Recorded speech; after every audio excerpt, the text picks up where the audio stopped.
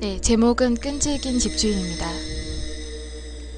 바로 지난달에 있었던 일입니다. 집에서 1시간 거리에 있는 회사에서 취직이 돼서 될 수 있으면 회사에서 가까운 집을 얻으려고 찾고 있었습니다. 수산물을 취급하는 회사라서 새벽 3시부터 일을 해야 됐거든요. 회사에서 가까운 곳에서 살면 출근 시간이라도 줄여서 조금이라도 더 잘 수 있을 테니까요. 근처의 슈퍼에 들렀다가 돌아가는 길에 문득 전봇대에 붙어있는 입주자 모집 전단지가 눈에 들어왔습니다. 주인이 직접 써붙여놓은 듯한 전단지였습니다. 보증금, 사례금은 일체 없고 월 25,000엔. 게다가 회사에서도 아주 가까웠어요. 이거다 싶어서 바로 핸드폰으로 전화를 걸었습니다. 끊겼나? 몇 번인가 신호음이 들리더니 갑자기 끊겨버리는 거였어요. 뭐지? 고개를 갸웃거리고 있자니 느닷없이 핸드폰이 울리기 시작하더라고요. 놀라서 핸드폰 화면을 보니까 방금 걸었던 집주인의 번호였습니다. 여보세요? 광고지 보고 전화드렸었는데요? 그러세요? 그럼 집 보러 오실래요? 언제 가져오세요? 집주인은 밝은 목소리의 중년 남자로 친절하고 신사적인 목소리였습니다. 어쩐지 조금 안심이 되어서 다음 주 일요일에 방을 보러 가겠다고 약속을 했습니다. 그날 밤에 배가 너무 아파서 한밤중에 깨어났습니다. 극심한 복통으로 숨도 잘 못 쉴 정도여서 부모님이 구급차를 부르셨죠. 실려간 병원에선 급성 위장염 진단을 받아서 한 달 동안 입원을 하게 됐습니다. 회사에서 입원하게 됐다고 하자 바로 잘리고 말았습니다. 이런 회사에선 어쩔 수 없는 일이기도 합니다. 입원하고 일주일 정도 지났으려나. 집에 두고 왔던 핸드폰이 너무 신경 쓰여서 어머니에게 부탁해서 가져와 달라고 했습니다. 병실 안에선 핸드폰을 쓸 수가 없으니까 밖으로 나와서 핸드폰을 켜보니까 부재중 전화가 30건이 나와 있었습니다. 통화 목록에 가득한 부재중 전화를 보면서 누구인지 확인을 해봤더니 기분이 묘했습니다. 거의 모든 부재중 전화가 다 그 집주인이 건 거였어요. 음성 메시지를 들어보니까 어떻게 된 겁니까? 연락 기다리고 있어요. 좋은 집이니까 빨리 오세요. 라는 등의 엄청난 양의 메시지가 남겨져 있었습니다. 그러고 보니까 일요일에 집을 보러 가겠다고 약속을 했었구나. 그렇다곤 해도 약간 비정상인 것 같다는 생각이 들긴 했지만 어쨌든 내가 약속을 어긴 거니까 일단 연락은 해보기로 했습니다. 여보세요? 기다리고 있었어요. 일요일은 어떻게 되신 거예요? 그게 저는 입원을 하게 된 것과 회사를 퇴직했으니까 더 이상 집을 얻을 필요가 없어졌다는 걸 얘기했습니다. 그런데 집주인은 어이없게도 그러셨군요. 그러면 태어나는 대로 집 보러 와주세요. 네? 아니야, 이제 집을 구할 필요가 없다니까요. 그래도 정말 좋은 집이니까요. 아니요, 됐어요. 자, 그럼 다음에 뵙죠. 이건 무슨 전혀 말이 안 통하는 거였어요. 집주인은 그 뒤로 퇴원하고 나서도 계속해서 끈질기게 전화를 해댔습니다. 처음에야 집을 얻을 필요가 없어졌다니까요 라면서 나름 정중하게 끊었지만 아무리 말해도 전혀 말도 안 통하고 너무 끈질기게 전화를 해대니까 나중에 나의 전화를 안 받았습니다. 한밤중에까지 전화가 와서 수신 거부 설정을 해놨더니 이젠 다른 번호로 전화를 했습니다. 너무 화가 나서 전화를 받고 그만 좀 하세요! 하고 고함을 쳤습니다. 그러자 보기만 해도 되니까 한 번만 집을 보러 와주세요. 좋아요. 절대로 보기만 할 거예요? 집 같은 거 필요 없다고요. 네, 보기만 하시면 돼요. 결국 그 끈질감에 지고 말았습니다. 일단 한번 그 집을 보러 가기로 했어요. 무엇보다 이 정신나간 집주인 아저씨를 직접 보고 뭐라 해주고 싶었거든요. 다음 날이었습니다. 전단지에 써있던 주소로 찾아갔어요. 꽤 오래전에 건축됐다던 그 아파트는 전혀 낡아 보이지가 않았습니다. 얼마나 후진 집이길래 하고 상상하던 저는 어쩐지 한 방 먹은 듯한 얼굴로 아파트를 올려다보고 있었어요.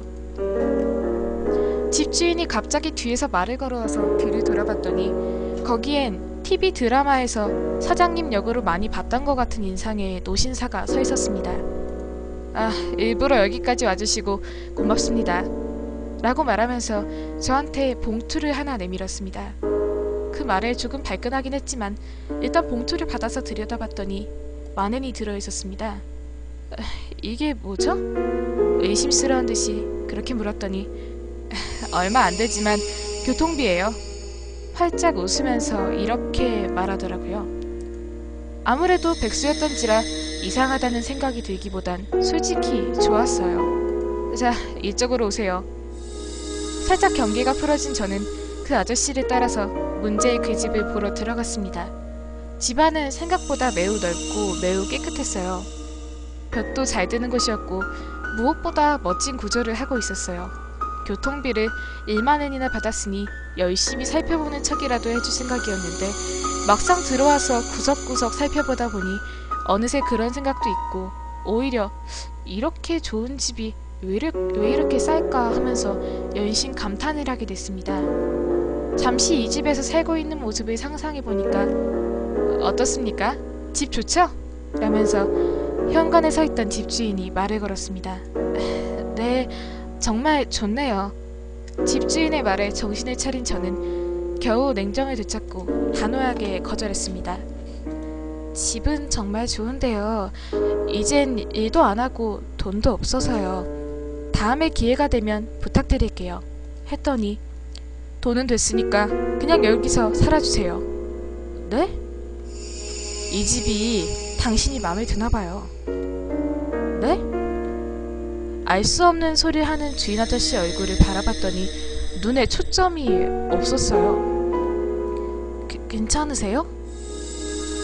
여기서 살아주세요. 아저씨? 돈 필요 없으니까. 아저씨! 현관에 서 있던 주인 아저씨가 부들부들거리더니 입에 거품을 물고 쓰러졌습니다. 그런데 넘어진 아저씨 바로 뒤에 웬 여자가 서 있었어요. 놀라서 순간 말도 안 나왔습니다. 젖어있고 검고 긴 머리카락, 검게 변한 피부, 진흙투성이의 흰색 옷. 여자의 얼굴엔 눈과 코가 없었습니다. 한눈에 이 세상의 것이 아니란 걸 알 수 있었습니다. 머릿속이 새하얗게 돼서 시겁한 채로 뒤로 물러났어요. 여자가 한 걸음씩 한 걸음씩 점점 가까이 왔습니다. 심장이 요동을 치고 너무 무서워서 눈을 감았어요. 참을 수 없는 공포 속에 칠흑 같은 어둠 안에서 귓가에 어떤 여자의 목소리가 똑똑히 들려왔습니다. 같이... 그 목소리를 듣고는 반사적으로 눈을 뜨고 절규하면서 현관으로 달렸습니다. 쓰러져 있는 주인 아저씨를 뛰어넘고 왜인지 잠겨있는 문을 떨리는 손으로 열고 있었습니다. 드디어 문이 열리고 밖으로 뛰어나온 순간이었습니다. 집안에서부터 엄청난 웃음소리가 울려 퍼지고 있었습니다. 저는 정신없이 달아나기 시작했고 그 웃음소리는 마치 도망치는 저를 비웃기라도 하는 것처럼 들렸습니다. 오로지 한시라도 빨리 이곳에서 멀어지고 싶다는 생각 하나로 우연히 지나가던 택시를 잡아탔습니다. 어느 병원으로 모실까요? 네? 병원이요? 택시보단 구급차를 부르는 편이 좋지 않을까요? 네? 왜요? 그냥 피투성이 여자아이를 업고 있잖아요. 그 뒤로 알아보니까 그 집은 어느 부동산에서도 월 6,000원에 보증금은 60,000원으로 올라와 있었습니다. 집주인에게 전화를 해보긴 했는데 몇 번을 해봐도 다른 사람이 받는 거였어요. 상대방이 장난전화 작작해! 라면서 고함까지 쳤습니다. 어이가 없어서 전에 그 번호로 집주인이 걸어왔었던 음성 메시지를 들어봤습니다. 분명히 이 번호였는데 그런데 아무리 들어봐도 집주인이 말했던 건 더 이상 들을 수가 없었습니다. 대신에 소근소근 작게 중얼거리는 소리가 들렸습니다.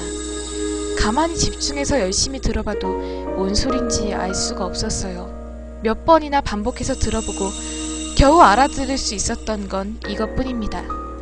여기 빨리 와. 같이 데려가.